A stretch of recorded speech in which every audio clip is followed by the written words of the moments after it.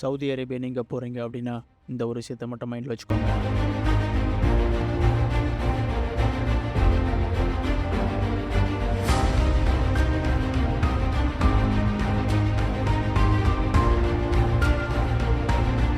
வணக்கம் மக்கள், welcome back to the channel. நான் இப்போ எங்கே இருக்கேன் அப்படின்னா திருவனந்தபுரம் டொமஸ்டிக் ஏர்போர்ட்லாம் வந்திருக்கேன். வெக்கேஷன் ஓவர், திரும்ப ஒர்க் மோட ஸ்டார்ட் பண்ணுறதுக்காக கிளம்பி போயிட்டு இருக்கேன். இங்கேருந்து நேராக நியூ டெல்லி போனேன்.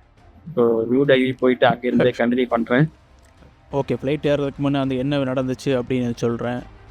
ஏர்போர்ட்டில் பார்த்தீங்க அப்படின்னா அப்ஷீர் ஆப் ஓப்பன் பண்ண சொன்னாங்க. அப்ஷீர் ஆப்புக்கு ஆக்சுவலாக பார்த்தீங்கன்னா நமக்கு சிம் கார்டெல்லாம் அங்கே இருக்கணும், ஓடிபி வரணும், எல்லாம் இருந்தால் தான் நமக்கு இங்கே ஓப்பன் பண்ண முடியும். ஆக்சுவலாக தான் சிம் கார்டெல்லாம் ஃப்ரெண்டுக்கிட்ட கொடுத்துட்டு வந்தேன், அண்ணங்கிட்ட. அப்புறம் அவர்கிட்ட ஃபோன் பண்ணி அப்புறம் எப்படி இல்லாமல் ஓடிபி வாங்கலான்னு பார்த்தா அவரோட ஃபோனை வீட்டில் போட்டுட்டு போயிட்டார். அதனால் நீங்கள் கிளம்புறதுக்கு முன்னே உங்கள் ஃப்ரெண்டு இல்லைனா யார்கிட்டயாவது சிம்மு இல்லை கொடுத்துட்டு போனீங்க அப்படின்னா அவங்கள்ட்ட சொல்லி வைங்க, மேபி நான் ஓடிபிக்காக கால் பண்ணலாம் அப்படின்னு. பிறகு என்கிட்ட ஆக்சுவலாக ரீஎன்ட்ரி பேப்பர்லாம் இருந்துச்சு, ஆனாலும் அவங்க கண்டிப்பாக என்ன ஓப்பன் பண்ணோம் அப்படின்னு சொன்னாங்க. அப்புறம் எப்படி இல்லாமல் பேசி எடுத்து ஓகே ஆயிடுச்சு. இப்போது நம்ம ஃப்ளைட் ஏறதுக்காக உள்ளே போயிட்டுருக்கோம். இப்போ ஃப்ளைட்டு கிரவுண்டு சின்னதாக நிறைய ஃப்ளைட்ஸ் இருக்குது. நமக்கான ஃப்ளைட்டு பக்கத்தில் இருக்குது. உள்ளே போயிட்டு கண்டினியூ பண்ணுறேன்.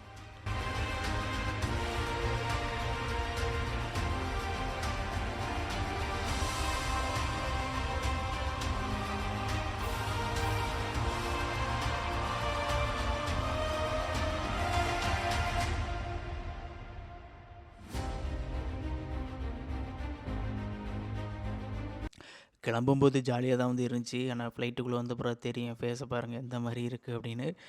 ஒரு விதமான கஷ்டங்கள் தோணும். உள்ள கிளைமேட் நல்லா இருக்குது. ஒரு மாதிரி இந்த ஃபாகு மாதிரி எல்லாம் வந்துட்டு இருந்து பார்க்குறதுக்கு சூப்பராக இருந்துச்சு.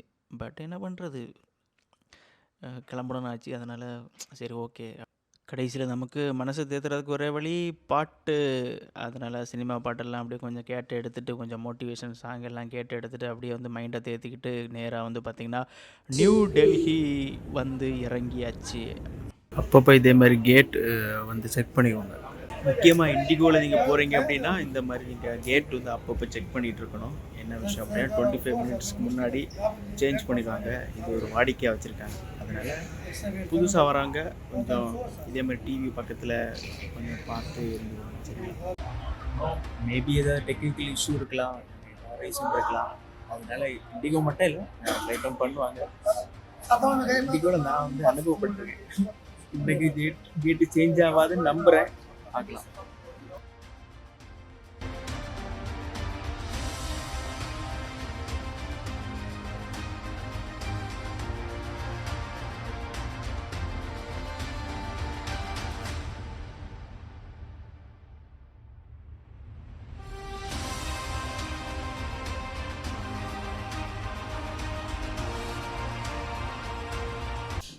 மக்களை இமிக்ரேஷன் செக் எல்லாம் முடிச்சாச்சு. முடிச்சுட்டு இப்போ கேட் நம்பர் 6 கிட்ட உட்காந்துருக்கேன். என் பேகை பாருங்க, சும்மா பிள்ளை தச்சு மாதிரி பயங்கரமாக இருக்குது. என்ன விஷயம் அப்படின்னா, ஊர்லேருந்து வரும்போது எல்லோரும் அப்படி தானே, அவங்க வரும்போது என்ன பண்ணாங்க, ஃப்ரெண்ட்ஸ் ஸ்நாக்ஸ் வாங்கிட்டாங்க, அது வாங்கிட்டாங்க, இது வாங்கிட்டாங்க அப்படின்னு சொல்லி எடுத்து அந்த பேக்கில் பார்த்தீங்கன்னா 32 கிலோ இருந்தப்போ கொஞ்சம் அட்ஜஸ்ட் பண்ணி அதுலேருந்து தூக்கி இதில் வச்சு ஒரு வழியாக எல்லாம் முடிஞ்சு இப்போ இந்திரா காந்தி இன்டர்நேஷ்னல் ஏர்போர்ட்டுக்குள்ளே வந்திருக்கேன். இன்னும் 5 hours வெயிட்டிங் டைம் இருக்குது. நைட்டு 10 மணி தான் ஃப்ளைட்டு. அது வரை அப்படியே கொஞ்சம் டைம் பாஸ் பண்ணிட்டு நேராக ஃப்ளைட்டுக்குள்ளே போயிட்டு நான் ஃபஸ்ட் டைம் தான் இந்த இன்டர்நேஷ்னல் இந்திரா காந்தி இன்டர்நேஷ்னல் ஏர்போர்ட்டுக்கு வந்திருக்கேன். ஸோ பெரிய ஏர்போர்ட்டு, நம்ம நினச்சி பார்க்க நல்ல பெரிய ஏர்போர்ட்டு. டொமஸ்டிக்லேருந்து வெளியே அடுத்த இன்டர்நேஷ்னல் உள்ள ஏறி கொஞ்சம் கன்ஃபியூஷன் இருந்து ஃபஸ்ட் டைம் வந்திருக்கேன். ஆனால் இது ஒரு எக்ஸ்பீரியன்ஸ் தான். காலையில் ஒரு எக்ஸ்பீரியன்ஸ், இப்போ ஒரு experience, learning the experience.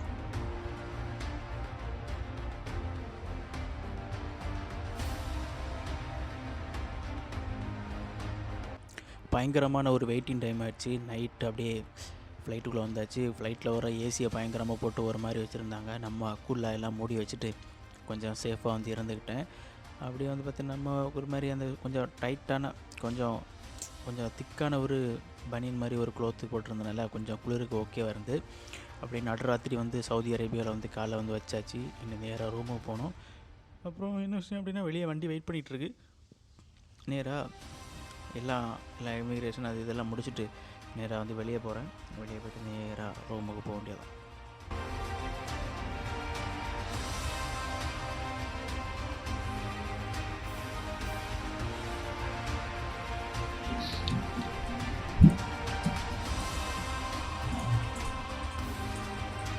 Time இப்போ பார்த்தீங்கன்னா கரெக்டாக 1:20 ஆச்சு. வீட்டில் கரெக்டாக தூக்கம் இல்லை. ரூமு பக்கம் வந்தாச்சு. உள்ள கூட ஃப்ளைட்லேருந்து செக் அவுட் பண்ணி ரூமுக்குள்ளே செக்இன் பண்ணியாச்சு. நடுராத்திரி இருந்தாச்சு. ஓவராக ஏசியை போட்டு கோல்டரை பிடிச்சிக்கிட்டு அப்படி தூங்கிட்டு அடுத்த நாள் காலையில் வந்து பார்த்திங்கன்னா பயப்பிள்ளை கொஞ்சம் ஸ்நாக்ஸ் எல்லாம் கேட்டிருந்தாங்க. எல்லாத்தையும் வாங்கிட்டு வந்தாச்சு. ஓகே, அப்போ இந்த வீடியோவோட இனிதை முடிக்கிறேன். அடுத்த வீடியோவில் பார்க்கலாம். பாய்.